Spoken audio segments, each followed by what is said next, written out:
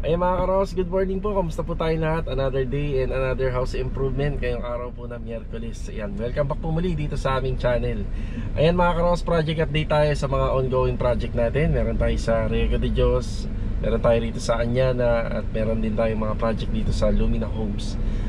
Bali mga karos, meron tayong nabasa na comment, isa sa mga regular viewers natin dito sa YouTube channel. Bali, ang tanong niya, bakit hindi daw tayo gumagamit ng grass cutter sa mga renovate natin or sa trabaho. So, nagbibigay siya ng suggestion na baka makatulong. Napakaganda nito mga karos, kasi sa lahat ng mga nagko-comment, binabasa naman po namin yan. At nakakakuha po tayo ng content araw-araw para makatulong po sa ating trabaho at para makapagbigay ng idea. Ayan, sasagutin po natin yung comment po ni Sir. Bali, itong comment niya ay para dun sa Phase 4 project natin. Bali, samahan niyo po muli kami ngayong araw po ng Miyerkules. Enjoy watching po. Let's go. Tara. Nandito kami sa Carissa 7. Yan. Good morning. Morning. Yeah. Yan, bumili kami ng number 14, isang box ng wire. Yan. Let's go. Bali, ito, mga karos, nandito tayo sa Phase 4. Good morning nga pala sa client owner namin dito. Yeah, itutuloy pa rin po natin yung excavation dito. Marvin, good morning. Good morning, boss. Binda na yan, ha, yung mga kakoy. So ito, nakikita natin tong parang tumpok ng lupa na to, isang truck na to. Yan, pero kailangan lang po namin to ilagay dito banda. Tapos yung sa tungkol nga po pala sa nag-comment, bakit hindi kami gumagamit ng grass cutter, yan, sasagutin natin yan mamayang hapon. Kung mapapansin nyo, pilit namin pinaghihiwalay yung damo dun sa lupa. Ito yung damo. Yan, ito yung damo. Tapos, kailangan po sana makuha namin yung mga damo nang hindi siya magkakalat. So, i-explain natin yan mamaya. Ipapaliwanag natin mamaya kung bakit. So, kinuha namin yan. Bali, mahaba na yan eh. Mga ganyang kahaba yan eh. So, binunot na lang po namin yan kasama yung ugat. Pero, hindi pa rin maiiwasan na merong sasama dito at may matitira. Poy, good morning, Poy. Yan na. Bali, ang bilin lang naman namin sa kanila, kailangan mapatag namin nakasing level dito sa ground level dito. Rusty, good morning. Good morning. Dapat inunan nyo muna to, para madali siya makakalabas. Yan dyan, unahin nyo muna yung dito.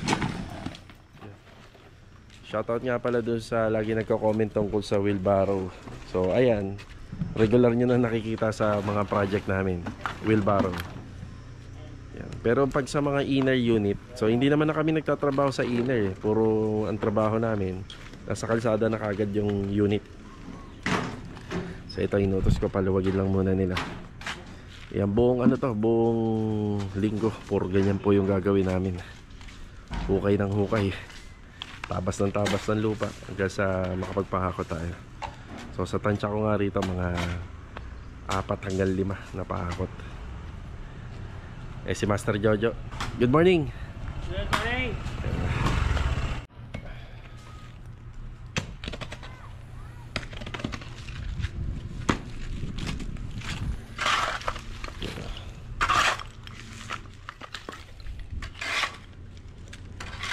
Kung purong lupa, madali siyang tanggalin, di ba? Kung purong lupa. Mawalan ka lalakas niya pag may iba niya. Ayun. Siguro nagkakaroon na ng idea yung nag-comment. Karsado ka dyan eh. Sumapit. Yung CR, no? Kaya May tubig. Putik. hindi ko pa nga pala tinutuko yung mga dito, yung mga depekto dito sa unit na to. Yan, kagaya kanina narinig nyo yung toilet and bathroom nito, barado na siya. Gagawa na po namin siya ng panibagong linya. Okay, ito muna yung update dito. Tapos mamaya babalik tayo rito para magbigay ng paliwanag tungkol po doon sa suggestion ng nagko-comment. Jay, ko na muna bahala. Salamat. Si Master Jojo, pupunta siya ngayon sa Riego de Dios project. May magkakabit ng 2 unit ng aircon doon sa 2 room. So siya na po yung mag-a-assist, kapalit natin. Ayan, tapos tayo mga ka-row house, ito yung last schedule ko para sa therapy. Yan, alis muna kami ni Mrs. Babalik po tayo sa ano ba yan? Bella Vista? Bella Vista. Yan, Bella Vista sa may Jojo. Aja. Wala akong pambayad dun ha. Oh, wala. Wala yan. Bayad na daw yan, sabi ni ma'am. Sige, ingat. Hindi yung kakabit na aircon niya. Yan na. Si Master Jojo na yung papalit sa atin doon. Tapos babalik na lang po siya rito. Buena Vista o Bella Vista? Bella Vista. Tama ba? Buena Vista. Buena Vista sa may General Trias yun di ba? General Trias. Let's go sa may Glen Wellness tayo. Tara. Siya nga pala, nasa phase 3 muna tayo. Munti ko na makalimutan. Good morning po, Kuya Boy.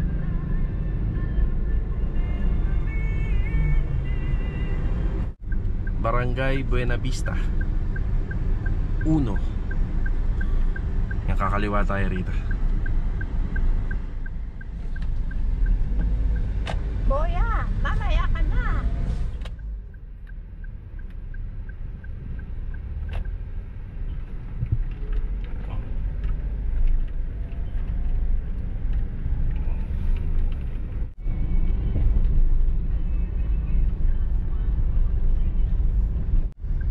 Ayan, second time around, Bella Vista, Barangay San...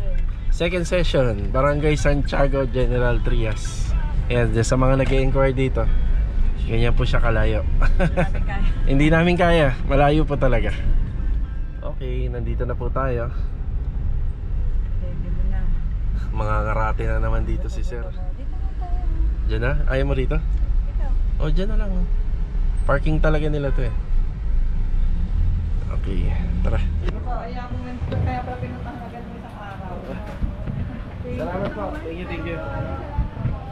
Yan, okay na tayo rito. Pero meron pa tayong last session. Pero sa sa Sunday, sobrang ganang pakiramdam natin. At isang bagay ang napansin namin, yung paghilik na wala sa tuwing matutulog tayo. Yan, pero meron pa tayong last session dito. Yan, shoutout niya po pala kila Ma'am Leia Villanueva. Yan, nilibre ko si Mrs. Dito sa, Lawiswis Kawayan.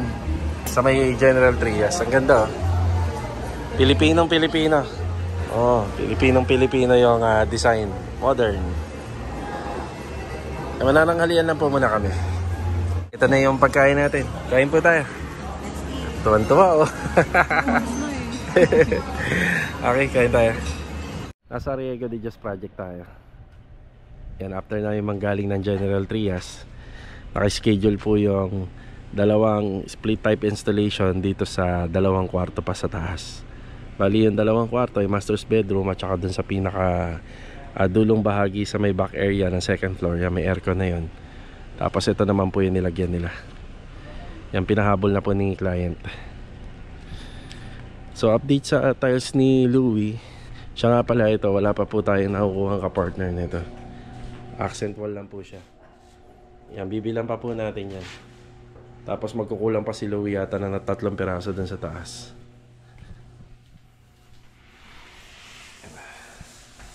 Tapos si Kuya Rigor naman, dito na po siya nagtatrabaho sa taas yung mga hamba ng pinto.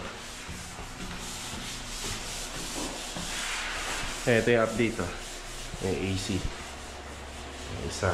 Tapos dito 2. Split type. Louie, good afternoon, Louie. Rigor, good afternoon po kay Rigor. So, kukulang si Louie rito. Ayan, bali. Ang diskarte kasing ginawa namin dito para makuha na namin talaga yung total na bilang nito. Inuna lang namin to. Pero yung pang-accent sa baba, meron na po tayo. Yan, para masakto na natin yung bilang. Tapos dito magkukulang si Louie ng 3. 1, 2. So yan, may higit 3 yung kulang. Pero meron ka kasing mga may mga pang siroho. Dito meron naman po kasi siya mga putol-putol na siroho rito na mga gamit. Bibilang ko muna ng 3 piraso to. Siguro baka sobrahan ko na. Sobrahan ko na, gawin ko ng 3 box kasi yung sobra naman gagamitin sa baba. Baka mabasagan ka. Tapos yun dito sa flooring bali iuhuli na lang po natin to. Yan, ito makukompleto ni Louie. Yung magiging design po nito, halos magkapareha lang po kasi sila ng tiles. Iba nga lang yung sa baba, sa first floor area.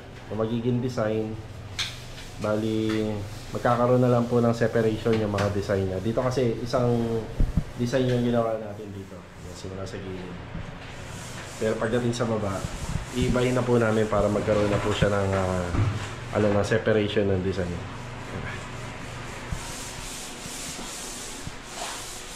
Yan, sa aircon. 1 horsepower. Yung ikinabit dito. Lamig din. 1 horsepower versus dito. Nasa ano lang to. Ilang square meter ba to? 10 square meter. Kayang-kaya. Tapos dito, mas maliit na rito. Mas lalong kayang-kaya na ng aircon. Mas lalamig na siya. Nasan yung tiles nung ano? Ay, yung karton ng puti. Meron ka ba dyan? Sir ba? Ako, karton ng puti. Kunin ko. Yan. Hindi, yung puti.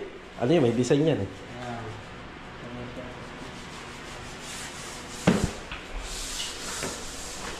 Yan, para kahit naiwanan natin yung resibo.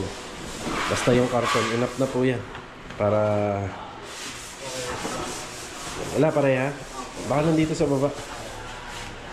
Takbo agad tayo rito sa City Mini Home Depot. Dito namin binili yung mga tiles doon sa Project Sariego. So ito yung kapartner nung kinakabit ni Louie. Bumili muna tayo ng 16 pieces. Ito kasi yung gamit natin eh. Sayang naman kung bibili lang tayo ng konti. Yan, to follow na lang po yung ibang kulang. Gamit po yung isang sasakyan natin. Tara, balik tayo rin.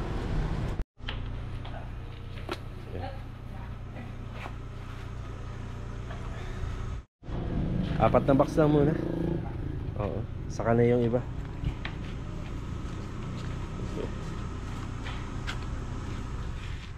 Okay mga karawas, nandito na po kami sa Phase 4 project. Magandang araw nga po pala kila client owner. Sa client owner natin dito. Yan, nabati ko na sila kanina.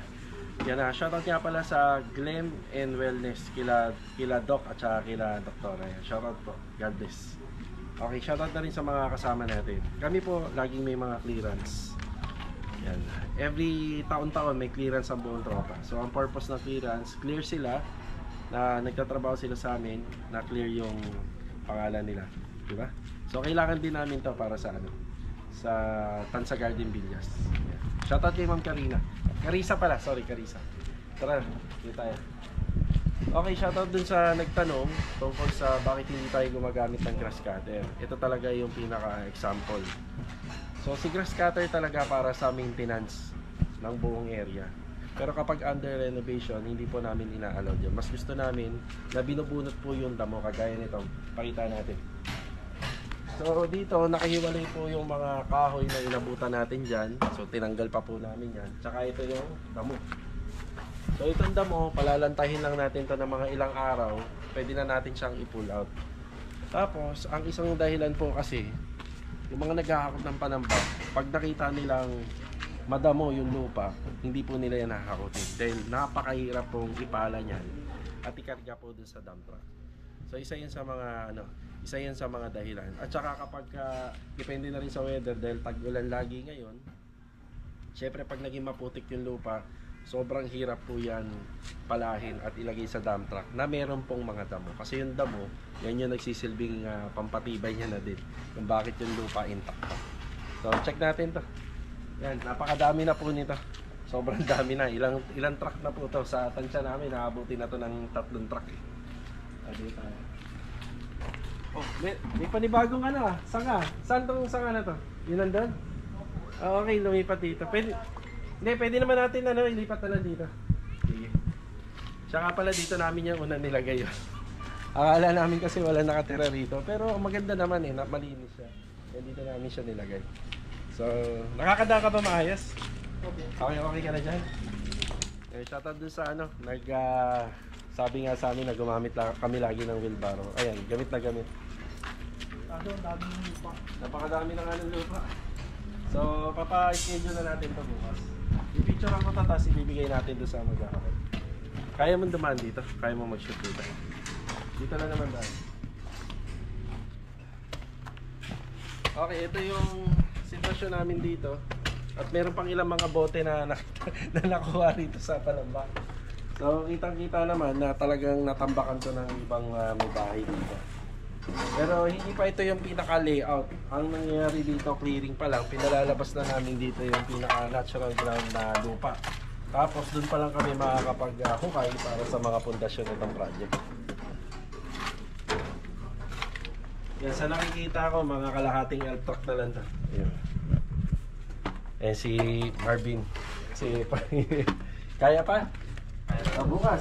Hindi ba nasakit yung mga katawan niya? Yan. Mas masakit ko walang katawan, no? Masakit na gano'n.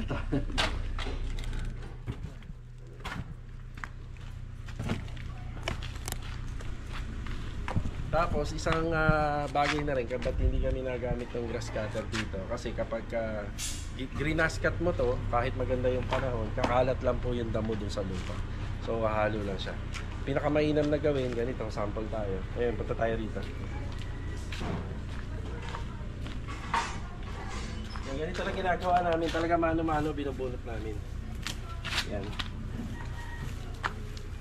Yan, binubunot namin ng ganyan. Tapos pinapala na lang yung tira.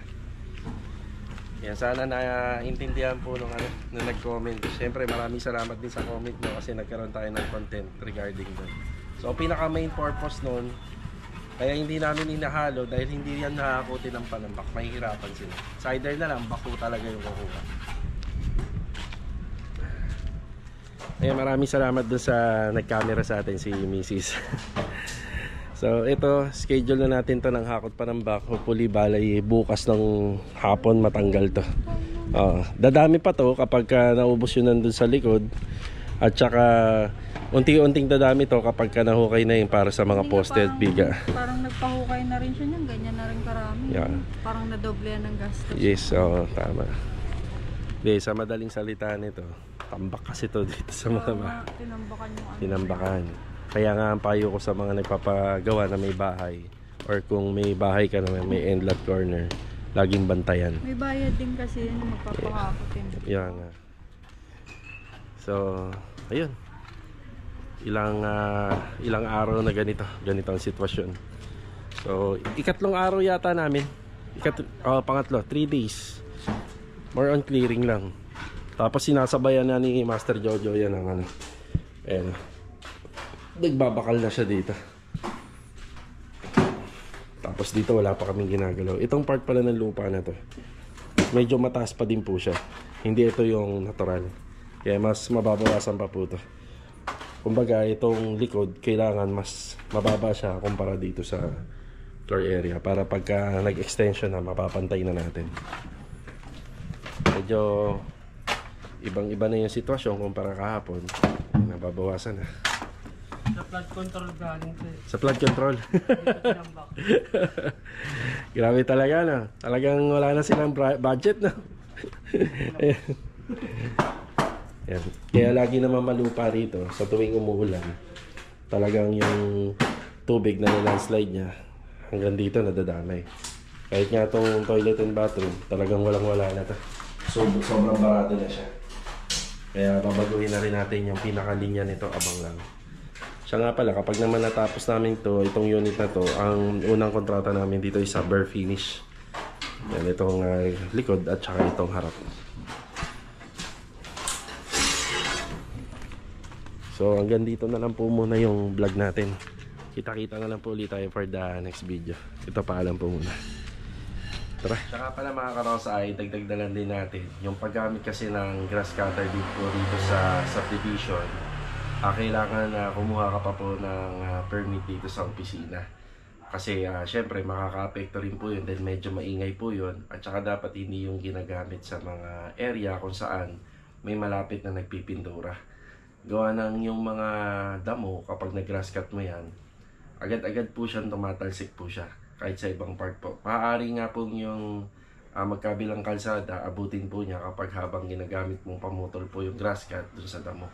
So, ibig sabihin, yung mga kalat ng damo, maaari siyang tumalsik at dumikit doon sa mga pinipinturahan. At hindi lang din yun, at syempre sa may kalapit na bahay din, maaari yung kalat na damo ay mapunta doon sa may mga nakatira na. Ayan, sana nakatulong tong video na to para sa mga nagtatanong din at saka syempre doon sa nag-comment din tungkol dun sa paggamit ng grass cut. Ayan, maraming salamat. Ayan, napakabol na shoutout po kay Ma'am Grace Carmen Ropa. Ayan, bali from Bacoor, Cavite. Yan, ginawan po nila Master Patag. Yan, kita-kita na lang po ulit for the next video. Ayan, God bless. Paalam po muna.